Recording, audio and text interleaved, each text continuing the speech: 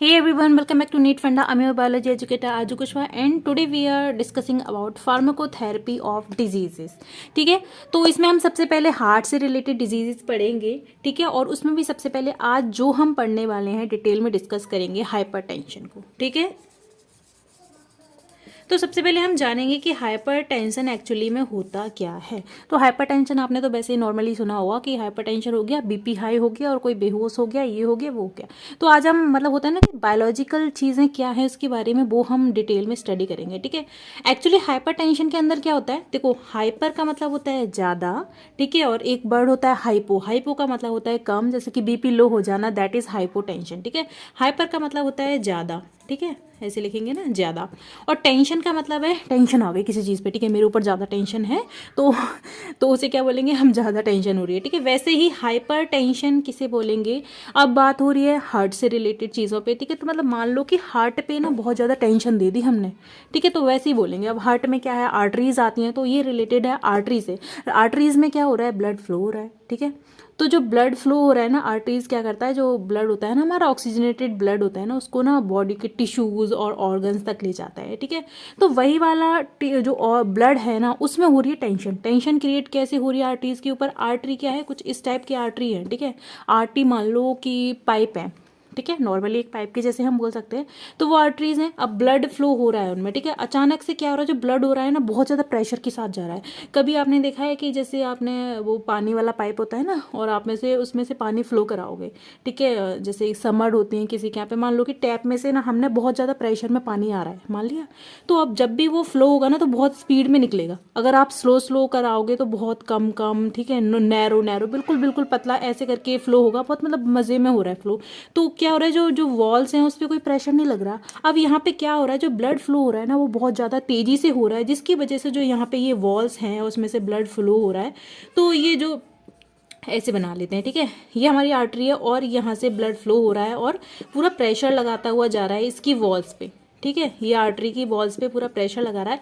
इसी को हम क्या बोलेंगे, हाइपरटेंशन बोलते हैं. ठीक है, अब ये क्या है, तो ये अब देखो ये जो आर्टरी होती है ना, कौन सी आर्टरी पे लग रहा है, सिस्टमिक आर्टरी पे लग रहा है. सिस्टमिक आर्टरी मैंने भी बताया ट्रांसपोर्ट करती है ऑक्सीजनेटेड ब्लड कहाँ से, जो हमारा हार्ट से लेके जाती है, मतलब लेफ्ट वेंट्रिकल से लेके जाती है बॉडी टिश्यूज़ के अंदर. ठीक है, उसकी वजह से अब क्या है, अब ये था नॉर्मल प्रेशर जा रहा था, जबकि नॉर्मली फ्लो कर रहा था ब्लड, तो नॉर्मल प्रेशर लग रहा था. अभी क्या लग रहा है, ज़्यादा प्रेशर लग रहा है, जिसकी वजह से क्या हो रहा है, जो हमारा हार्ट है ना अब वो प्रेशर कम करना चाहता है. ठीक है, तो प्रेशर कम तो करना चाह रहा है तो वो ज़्यादा काम करने लग जाता है. उसकी वजह से क्या होता है, बाकी जो भी बची हुई आर्टरीज थी उन पे भी प्रेशर लगेगा.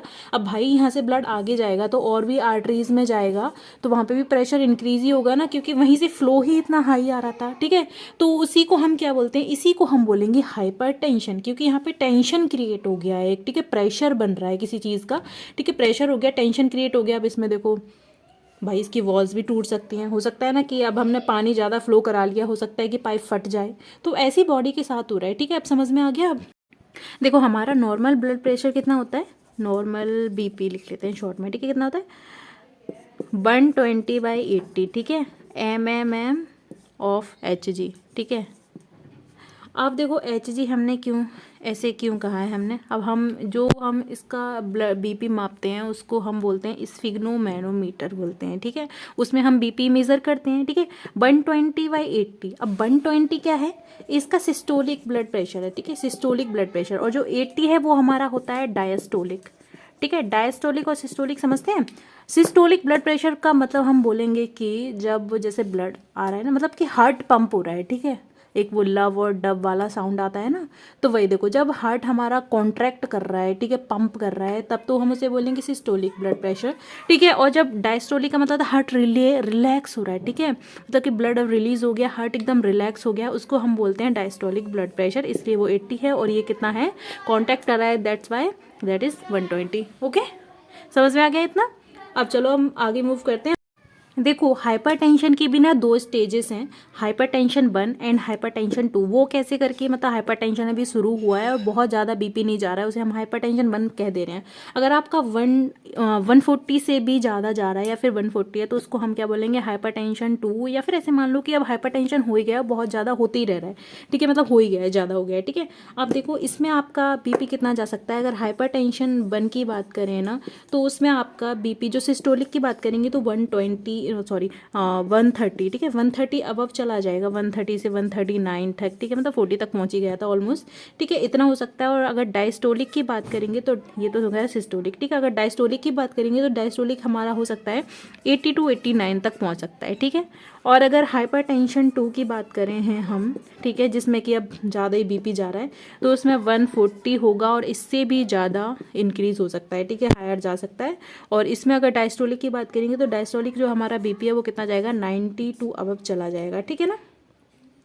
और अगर एक और चीज़, एक और यहाँ पे एक दे रखा है जिसको हम बोलते हैं हाइपरटेंसिव क्राइसिस। क्राइसिस का मतलब तो समझते ही है ना, तो यहाँ पे लिख लेते हैं हाइपरटेंसिव क्राइसिस। क्राइसिस का मतलब है कोई भी अब इतनी गंदी कंडीशन हो गई है कि अब उस चीज़ को हम संभाल ही नहीं सकते, क्राइसिस हो गया, ठीक है, अचानक से, मतलब बहुत ही बुरी कंडीशन हो जाना है, ठीक है। अब उसमें क्या हो जाएगा, 180 से ज़्यादा जा सकता है या 180 भी है तो भी वो क्राइसिस एक टाइप से, और यहाँ पे 120 चला जाएगा, मतलब कि मान लो कि हार्ट फेलियर के पूरे पूरे चांसेस हैं और जो हमारी आर्टरीज हैं, वीन्स हैं, वो फट सकती हैं, ठीक है, ऐसी कंडीशन हो जाएगी। अब आ जाओ आगे आ जाते हैं, अब हम देखेंगे ये सब जो हमने कंडीशंस ये सारी देखी उसके टाइप से ना, हमने अभी मैंने बताया ना आपको, ये क्या बोलते हैं, ये मैंने सारे टाइप्स बता दिए थे हाइपरटेंशन के, ठीक है। तो यही सारी चीज़ें थी, अभी हम इनको थोड़ा सा डिटेल में देख लेते हैं, ओके। तो जो हमने ये हाइपरटेंशन 1 या फिर वो मतलब स्टार्टिंग के स्टेज है, प्राइमरी हाइपरटेंशन हम इसको बोल सकते हैं, प्राइमरी या फिर सेकेंडरी, इसका मतलब वही तो है, हाइपरटेंशन फर्स्ट और सेकेंडरी, ठीक है। आप देखो अगर इसकी बात करेंगे ना, पहले मैं इसको थोड़ा सा हटा देती हूँ। जो हमारा प्राइमरी हाइपरटेंशन है ना वो 90 टू 95% लोगों में होता ही है, और इसकी क्या रीजंस है ना ये पता करना थोड़ा मुश्किल है, क्योंकि मल्टीपल बॉडी ऑर्गन्स हैं जो कि फंक्शन कर रहे हैं इसमें हाइपरटेंशन होने का, मतलब बहुत सारे रीजंस हो सकते हैं, जैसे कि टेंशन हो गई, या फिर किडनी तो सबसे ज़्यादा रोल प्ले करता है, क्योंकि किडनी इतने फंक्शन प्ले करता है ना, इसकी वजह से हाइपरटेंशन होना मतलब हो सकता है अगर उसका माल फंक्शन कुछ चल रहा है, ठीक है, किडनी का, ठीक है। अब देखो सेकेंडरी हाइपरटेंशन की बात करेंगे ना तो इसके बहुत सारे जैसे देखो बहुत सारे जैसे हार्मोन ज़्यादा सिक्रिएट हो रहे हैं कोई चीज़, ठीक है, या फिर कोई बॉडी ऑर्गन और ज़्यादा काम सही से नहीं कर रहा, इसकी वजह से हाइपरटेंशन हो सकता है, सेकेंडरी हाइपरटेंशन, ठीक है। और हाइपरटेंशन क्राइसिस की बात करेंगे तो भाई अभी मैंने आपको बताया था कि सिस्टोलिक और डायस्टोलिक प्रेशर इतना हाई जा रहा है कि अब हम उस इंसान को बचा ही नहीं सकते हैं, क्योंकि इतना हाई प्रेशर चलाएगा तो उसका हार्ट फेलियर, ठीक है, पंप करना बंद हो जाएगा, ठीक है, और हार्ट अटैक वगैरह ये सारी चीज़ें हो सकती हैं, ओके। अब हम देखेंगे रीजंस, देखेंगे हाइपरटेंशन के कॉजेज, देखेंगे कि क्यों हो रहा है, ओके। तो सबसे पहले अगर हम बात करें रीज़न का तो सबसे एक मेन चीज़ तो आप सभी को पता होगी कि टेंशन, ठीक है। टेंशन मतलब कोई भी इंसान है जिसको बीपी ज़्यादा हाई हो रहा है, क्यों हो रहा है, वो टेंशन ले रहा होगा, ठीक है, बहुत ज़्यादा काम कर रहा होगा या ज़्यादा प्रेशर ले रहा होगा, लोड ले रहा होगा, या किसी भी चीज़ की उसको टेंशन होगी। तो सबसे इंपॉर्टेंट चीज़ तो यही है कि उसको टेंशन बहुत ज़्यादा हो रही है, ठीक है। आप थोड़ा बायोलॉजिकल चीज़ों पे आ जाते हैं, ठीक है। अब देखो अगर हम ऐसे क्या बोलेंगे, hyper activity of sympathetic nerve stimulation, sympathetic nerve. अब देखो सिंपैथेटिक का मतलब क्या होता है, जो काम मतलब क्या देंगे इसमें आता है ना, फाइट एंड फ्लाइट, ये सारी चीज़ें, मतलब कि फिजिकल एक्टिविटी बहुत ज़्यादा हो रही है, यहाँ पे लिख लेंगे फिजिकल एक्टिविटी ज़्यादा है, ठीक है। फिजिकल एक्टिविटी ज़्यादा हो रही है तो इसकी वजह से क्या करेगा, हमारा जो मान लो कोई एक्सरसाइज कर रहा है या लड़ाई कर रहा है, फाइट कर रहा है, ठीक है, या फिर बहुत चिल्ला रहा है, तो उसका हार्ट है वो भी बहुत ज़्यादा काम करेगा, क्योंकि वो खुद भी ज़्यादा काम कर रहा है, तो उसकी वजह से हाइपरटेंशन हो सकती है, ठीक है। एक तो ये रीज़न हो गया। अगर हम दूसरा देखें तो मान लो कि बेसो कॉन्स्ट्रिक्शन हो गया। बेसो कॉन्स्ट्रिक्शन का मतलब भी बताती हूँ, देखो बेसो कॉन्स्ट्रिक्शन है, इसको याद रखना। वेसो कॉन्स्ट्रिक्शन का मतलब होता है कि कॉन्स्ट्रिक्शन का मतलब तो कॉन्ट्रैक्ट हो जाना, ठीक है। वेसो का मतलब वेसल से बात कर रहे हैं, ठीक है, वेसो का मतलब है वेसल्स, ठीक है। अब इसमें क्या हो रहा है, वेसल्स कॉन्ट्रैक्ट हो रही हैं, कॉन्ट्रैक्ट का मतलब है नैरो हो रही हैं, और नैरो कौन सी हो रही है, ब्लड वेसल्स हैं जो ब्लड वेसल्स क्या हो रही हैं, नैरो होती जा रही हैं, ठीक है। तो उसकी वजह से क्या होगा, प्रेशर बढ़ रहा है, ठीक है। तो क्या हो जाएगा, हाइपरटेंशन हो जाएगा, ठीक है। नेक्स्ट आ जाता है यहाँ पे इंक्रीज इन कार्डिक आउटपुट, ठीक है। जैसे कि अब यहाँ पे पहले लिख देते हैं इंक्रीज इन कार्डियक आउटपुट। अब कार्डियक आउटपुट ज़्यादा कैसे आएगा, मान लो कि कोई है चिल्ला रहे हैं ज़्यादा, किसी किसी को चिल्लाने की वजह से ना हार्ट में पेन होने लग जाता है, हाइपरटेंशन हो जाती है, उनको बोला जाता है कि आप ज़्यादा चिल्लाइए मत, ज़्यादा लड़ाई झगड़े मत कीजिए, ज़्यादा काम मत कीजिए। वैसे ही चिल्लाने की वजह से क्या हो जाएगा, कार्डियक आउटपुट बढ़ जाएगा और हाइपरटेंशन कॉज होगा, ठीक है। समझ में आ गया। और सबसे मेन चीज़ एक वो आपने नॉर्मली देखा होगा कि जब बीपी लो होता है तो हम क्या बोलते हैं, नमक का पानी पिला दो, सॉल्ट डाल दो, कॉफ़ी पिला दो, ये सारी चीज़ें पिला दो। तो यहाँ पे अगर कोई भी इंसान एक्सेसिव सॉल्ट ले रहा है, ठीक है, सोडियम सॉल्ट्स, ठीक है, सोडियम इनटेक ज़्यादा हो रहा है किसी का, तो उसको हाइपरटेंशन होने की संभावना बहुत ज़्यादा है, ठीक है। मतलब कि नमक हम ज़्यादा खा रहे हैं, कोई नमक ज़्यादा खाता है उसको हाइपरटेंशन होने के चांसेस बहुत ज़्यादा रहते हैं, ठीक है। इसीलिए बोला जाता है कि नमक कम खाइए, और अगर आपका बीपी डाउन जा रहा है, लो हो रहा है, तो उनको बोला जाता है कि सॉल्ट खाइए, ठीक है, सॉल्ट कंज्यूम कीजिए। देखा ना, सॉल्ट वाला पानी दिया जाता है उनको, ये सब दिया जाता है, नींबू पानी उसमें मिला के नमक वमक डाल के दिया जाता है, ठीक है ना, और समझ रहे हैं। या फिर मेन कॉज ये हो सकता है कि आपको वो चीज़ जेनेटिकली है, ठीक है, जेनेटिक डिसऑर्डर्स है। मतलब मान लो कि आपके खानदान में पहले से ही वो चीज़ें सारी चल रही थी कि ये कैसा है, जेनेटिक है, ठीक है, जेनेटिकली वो आपको हो रहा है ये सारी चीज़ें, तो ये जेनेटिक भी हो सकती हैं सारी चीज़ें, ठीक है। चलिए अभी इसको मिटा देते हैं, फिर आगे चलते हैं, ओके। अब हम देखेंगे कि कौन कौन से और रीज़न हो सकते हैं जिसकी वजह से हाइपरटेंशन कॉज हो सकता है। तो देखो, पहले तो कंजेनाइटल अबनॉर्मलिटीज़ हो सकती है, जैसे कि मैंने आपको बताया था कि जेनेटिकली भी हो सकती है, मतलब कि जन्मजात, ठीक है, मतलब स्टार्टिंग से ही आप पैदा ही हुए हैं हाइपरटेंशन लेके। तो एक तो ये हो गया, ठीक है, लिख देते हैं यहाँ पे कंजेनाइटल अबनॉर्मलिटीज़, ठीक है। मतलब कि ये ऐसे ही नहीं आएगा, मतलब कि हो सकता है कि बहुत सारी बीमारियां हैं आपको, ठीक है, साथ में ये भी है, किसी किसी को डायबिटीज़ होता है, ठीक है, वो कंजेनाइटल होती हैं वो सारी चीज़ें, ठीक है। नेक्स्ट आ जाता है यहाँ पे पॉलीनेफ्राइटिस। ये सारी बीमारियां हैं जो कि होंगी आपको, जिसकी वजह से हाइपरटेंशन हो सकती है, ठीक है। पॉलीनेफ्राइटिस मतलब कि नेफ्रॉन्स है, नेफ्रॉन मतलब बोले तो किडनी। ज़्यादातर जो भी हाइपरटेंशन है ना, किडनी से बहुत ज़्यादा रिलेटेड है। किडनी की मतलब किडनी अगर अच्छे से फंक्शन नहीं करी तो आपको हाइपरटेंशन या फिर हार्ट से बीमारी बहुत सारी हो सकती है, ठीक है। किडनी फेलियर हो गया तो आप भी गए, मतलब हार्ट से भी ज़्यादा इंपॉर्टेंट किडनी भी है हमारी, ठीक है। आप देखो नेक्स्ट, अगर आप बोल सकते हैं कि रीनल आर्टरी, ठीक है, रीनल आर्टरी में कुछ प्रॉब्लम हो जा रही है, ठीक है, उसकी वजह से भी हो सकता है, ठीक है, ठीक है। रीनल आर्टरी में कोई ऑब्स्ट्रक्शंस आ रहे हैं, ये सारे हो गए, ठीक है। या फिर आपको एक्यूट और क्रॉनिक, एक्यूट और बोले तो क्रॉनिक का मतलब होता है पुराना, एक्यूट का मतलब कोई नई सी बीमारी लग गई है, उसको हम बोलेंगे एक्यूट, और क्रॉनिक का मतलब होता है बहुत पुराना, ठीक है। तो देखो ग्लोमेरुलनेफ्राइटिस हो गया है अगर आपको, ठीक है, ये भी नेफ्रॉन है, नेफ्रॉन मतलब किडनी से रिलेटेड डिजीज कोई भी हो रही है, ठीक है।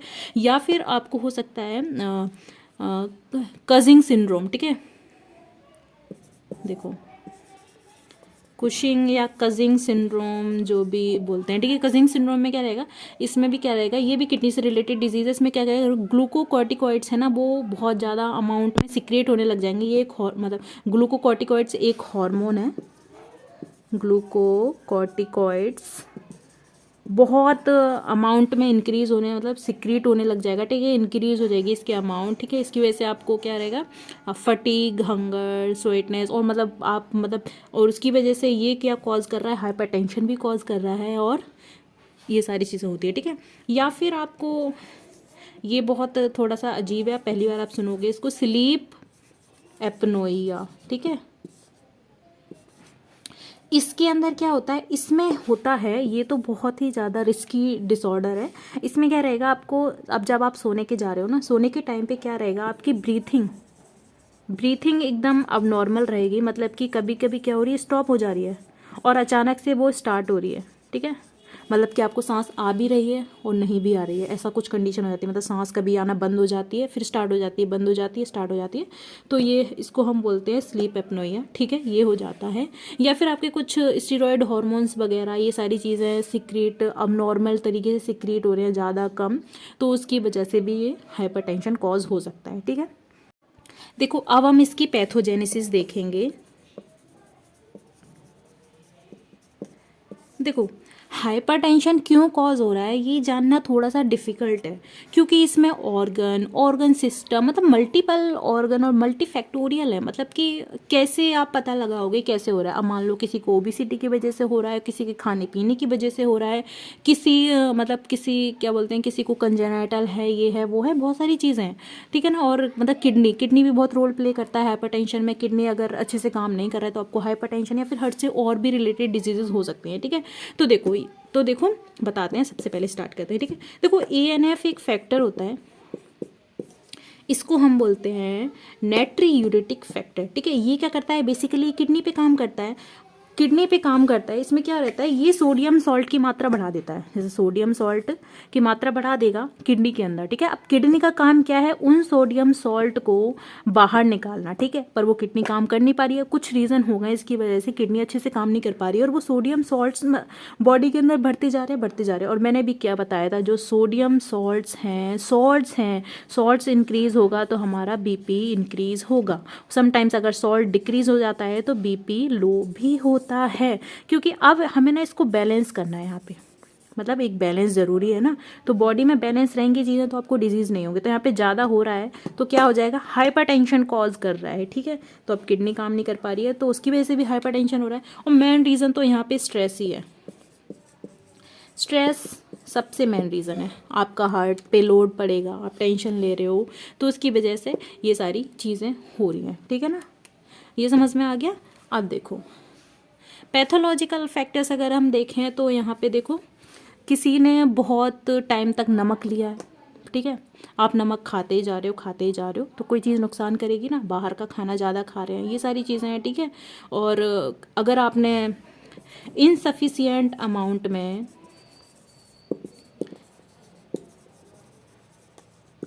कैल्शियम नहीं ले रहे हो आप, ठीक है। इनसफिशिएंट अमाउंट में कैल्शियम और पोटेशियम अगर आप तो ये सारी चीज़ें नहीं ले रहे हो न्यूट्रिशन, तो उसकी वजह से भी आपको हाइपरटेंशन हो सकता है, ठीक है। या फिर एंजियोटेंसिन बढ़ गया है आपका, ठीक है, या फिर एल्डोस्टेरोन बढ़ गया है, ठीक है। ये सारी चीज़ों की वजह से भी हो सकता है। तो मान लो कि अगर कोई चीज़ें कम हो रही हैं या ज़्यादा हो रही हैं, कोई भी रीज़न हो सकता है। या फिर आपको पहले से कोई बीमारी है, जैसे कोई डायबिटीज़ मेलाइटस हो गया, ठीक है। अरे नहीं, इसके अंदर बहुत सारे थे जो मैंने बता दिए, उनको ध्यान से सुनो। डायबिटीज़ मेलाइटिस हो गया, क्या स्पेलिंग है, diabetes mellitus, mellitus, diabetes mellitus हो गया, ठीक है। या फिर ओबिसिटी हो गई, ठीक है। या फिर इंसुलिन रेजिस्टेंस हो गया, ठीक है। बॉडी इंसुलिन भी इंक्रीज मतलब सिक्रीट नहीं कर रही है, ठीक है। या फिर आपका जो वेस्कुलर ग्रोथ फैक्टर है वो इंक्रीज हो गया है, ठीक है।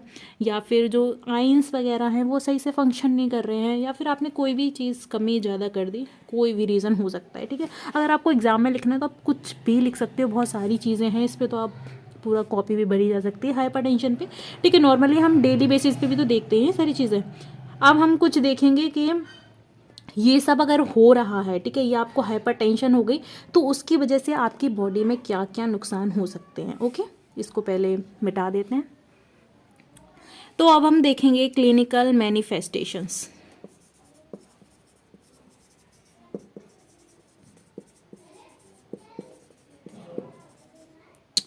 देखो, इस हाइपरटेंशन की वजह से आपको सीवियर हेडेक हो सकता है। हेडेक तो सबको पता होगा। देखो, एक का मतलब होता है पेन, ठीक है। ऐसे मतलब ऐसे करके देख लिया करो, ठीक है। हेड का मतलब होता है आपका सर, तो सर का दर्द, ठीक है। सीवियर का मतलब होता है ज़्यादा। पार्ट्स करके पढ़ोगे ना इजीली समझ में आएगा, ठीक है। सीवियर हेडेक होएगा आपको, चेस्ट पेन हो सकता है, ठीक है। आपका विज़न है वो ब्लर्ड हो सकता है, ठीक है। मतलब कि अब आपको धुलना दिखने लग गया है, ठीक है। और क्या हो सकता है, हेमेचूरिया हो सकता है, ठीक है। ब्लीडिंग ऑफ नोज़ भी हो सकती है, लिखते जाते हैं, ठीक है। ब्लीडिंग ऑफ नोज़, हेमेचूरिया, ठीक है ना। और इरेगुलर हार्ट बीट तो हो जाएगी, इरेगुलर हार्ट बीट तो होगी ना, क्योंकि ब्लड सर्कुलेशन ही रेगुलर हो गया, ठीक है। कन्फ्यूजन हो सकती है आपका, मतलब आपका दिमाग थोड़ा सा वीक हो गया है, ठीक है। नोजिया, वोमिटिंग, नोजिया हो गया, नोजिया, वोमिटिंग, ठीक है।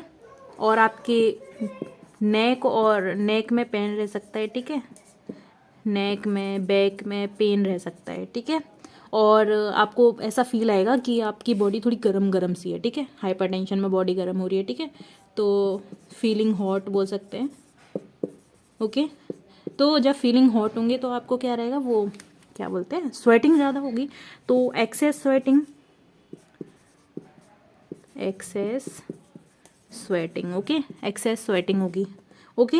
एंड डिजीनेस का मतलब चक्कर आना, तो आपको डिजीनेस भी होगी, ठीक है। अब देखो कितनी सारी बीमारी कॉज कर दी, एक बीमारी ने इतनी सारी बीमारियां यहाँ पे कर दी, ठीक है ना। तो डिजीनेस, हाइपरटेंशन, ये सारी चीज़ें हो सकती हैं, ओके।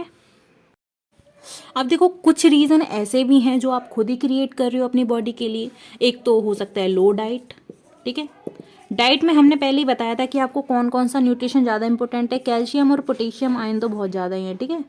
ये अगर आप कैल्शियम और पोटेशियम आयन ठीक से नहीं ले रहे हो, या फिर जो भी और बॉडी को चाहिए वो सारी चीज़ें अगर आप नहीं दे रहे हो, या फिर आपने मतलब अपनी डाइट बिल्कुल ख़राब कर दिया, तो खाना कम खा रहे हो या ज़्यादा खा रहे हो, या खा भी रहे हो तो आप जंक फूड खा रहे हो, ये सारी चीज़ें खा रहे हो जो बॉडी को चाहिए ही नहीं, वो सारी चीज़ें दे रहे हो और जो मांग रही है बॉडी वो तो हम दे ही नहीं रहे उसे, ठीक है ना।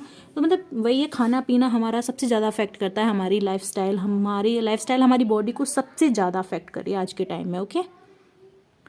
या फिर और भी रीजंस हो सकते हैं, जैसे कि अब एक्सरसाइज, देखो एक्सरसाइज तो फ़ायदेमंद होती है, बट एक्सरसाइज भी कॉज कर सकती है, ठीक है। अब मान लो जैसे बहुत सारी एक्सरसाइज होती है, जैसे कार्डियो वर्कआउट सबने सुना होगा।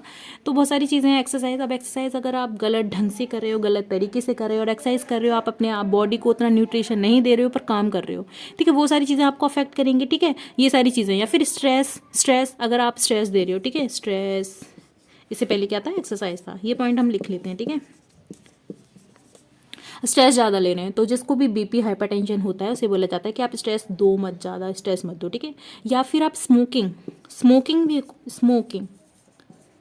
स्मोकिंग की वजह से भी हाइपरटेंशन हो सकता है, और अल्कोहल की वजह से भी हो सकता है। अल्कोहल के पीछे रहेगा भाई, ठीक है। तो अल्कोहल कंजप्शन करने की वजह से भी आपको हाइपरटेंशन हो सकता है, ठीक है। और आपके पास आप ब्लड मॉनिटर करने के लिए भी चीज़ें रहनी चाहिए, ये सारी चीज़ें। तो जो भी अगर किसी को हाइपरटेंशन की प्रॉब्लम है तो स्मोकिंग वगैरह और अल्कोहल कंज्यूम नहीं करना चाहिए, ठीक है।